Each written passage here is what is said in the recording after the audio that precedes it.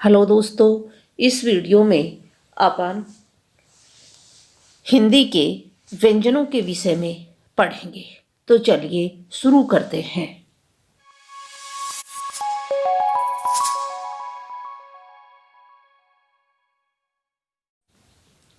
उच्चारण स्थान के आधार पर वर्गीकरण।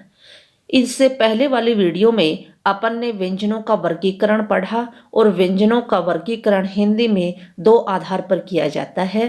प्रयत्न के आधार पर, जिसमें स्पर्शी, संघर्षी, घोष, अघोष, अल्प प्राण, महाप्राण, अनुनासिक, निरनुनासिक आदि जो वर्गीकरण है वो प्रयत्न के आधार पर है, जिसे हमने पिछली वीडियो में पढ़ लिया था। आज जो व्यंजन पढ़ेंगे उनमें पढ़ेंगे उच्चारण स्थान के आधार पर व्यंजनों का वर्गीकरण।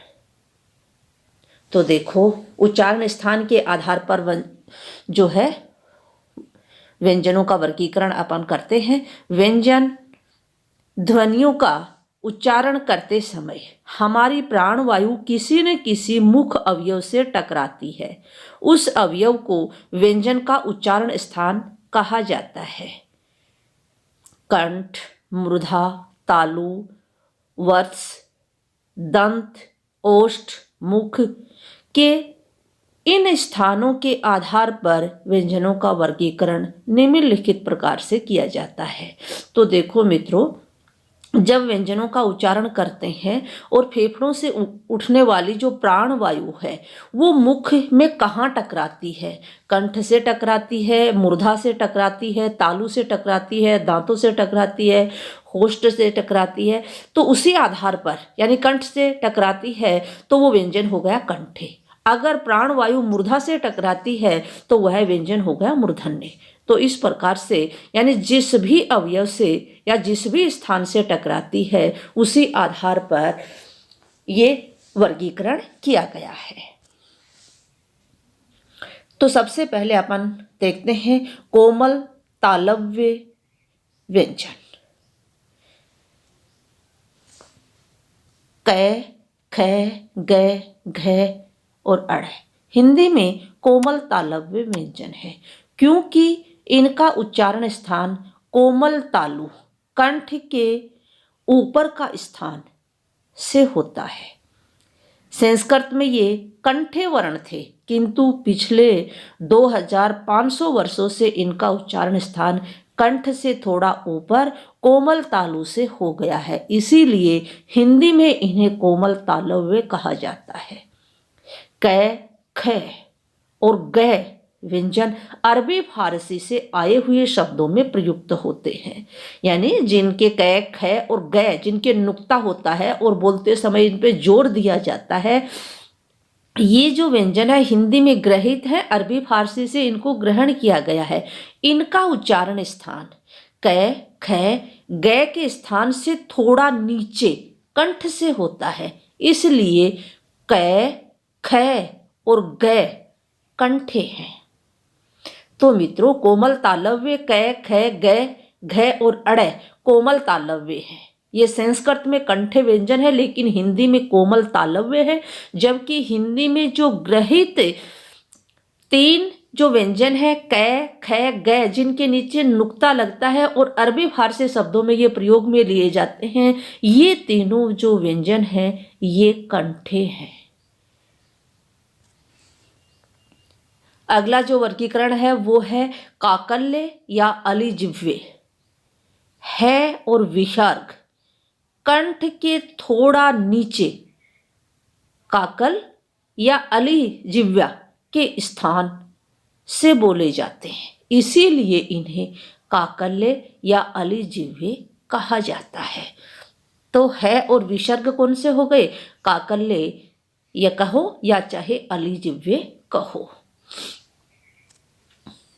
ओष्ठ व्यंजन पै, फ, ब, भ, म, मह और व व्यंजन दोनों होठों को मिलाने पर बोले जाते हैं, इसीलिए इन्हें ओष्ठे कहा जाता है।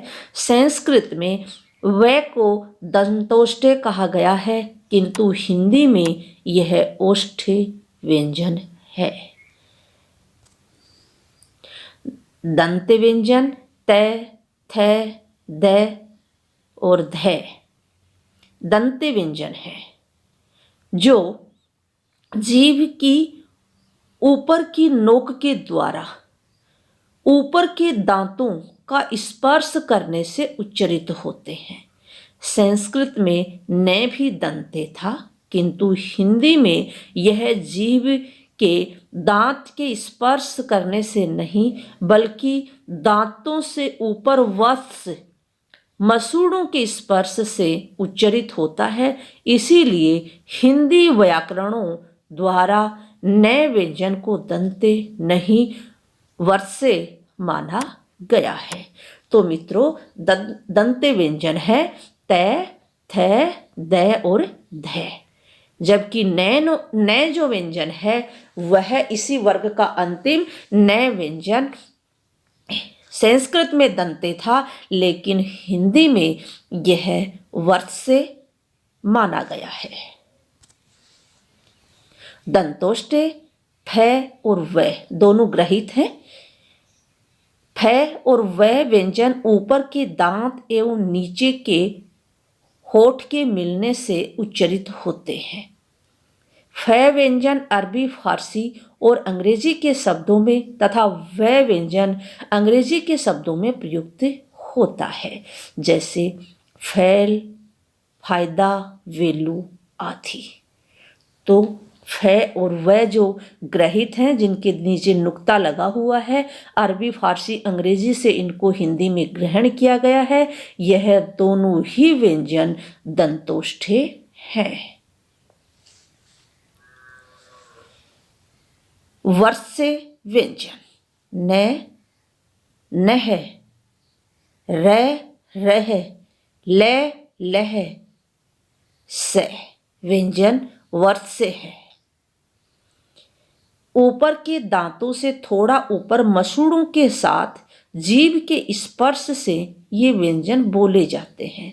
संस्कृत में न, ल एवं स का उच्चारण स्थान दंते था, किंतु हिंदी में इनका उच्चारण स्थान दांतों से ऊपर वर्ष स्थान से है।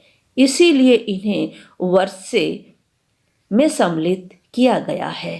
न का महाप्राण न है, जो हिंदी में शब्द होते हैं कन्हैया, कहना आदि शब्दों में उच्चारित होता है। तो मित्रों वर्ष्य व्यंजन जो हिंदी में वो है न का महाप्राण न है, र, रह, ल, लह और स व्यंजन वर्ष्य व्यंजन है। तालु वर्ष्य व्यंजन हिंदी में च, छ, ज, झ और ऐ तालु वर्ष्य व्यंजन है। इनका उच्चारण स्थान तालु एवं वृत्स का संधि स्थल है। इनके उच्चारण में जीभ का अगला भाग ऊपर उठकर तालु एवं वृत्स को छूता है। संस्कृत काल में इनके उच्चारण में जीभ केवल तालु को स्पर्श करती थी, इसीलिए संस्कृत में इन्हें तालव्य कहा गया था, किंतु हिंदी में इनका उच्चारण स्थान थोड़ा नीचे आकर तालु वृत्त से हो गया है। तो मित्रों तालु वृत्त से व्यंजन जो है वो हैं छ, छ, ज और झ तथा इ। ये हिंदी में तालु वर्ष्य व्यंजन है, जबकि ये संस्कृत में तालव्य व्यंजन थे और हैं। तालव्य व्यंजन यह स तालव्य व्यंजन है, क्योंकि ये जीभ के कठोर तालु भाग वृत्स, मसूड़ों एवं मूर्धा के बीच का भाग के स्पर्श करने से उच्चारित होते हैं।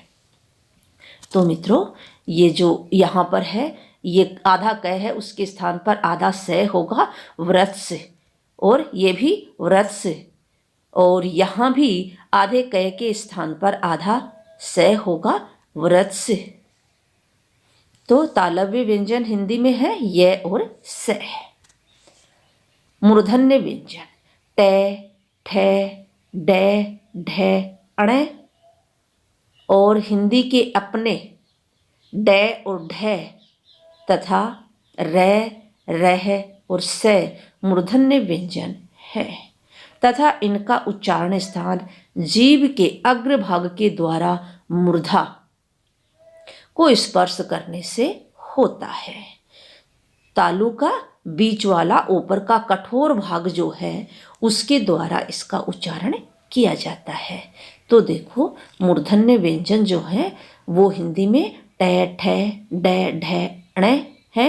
इसके अलावा डे, ढे, रे, रह और से।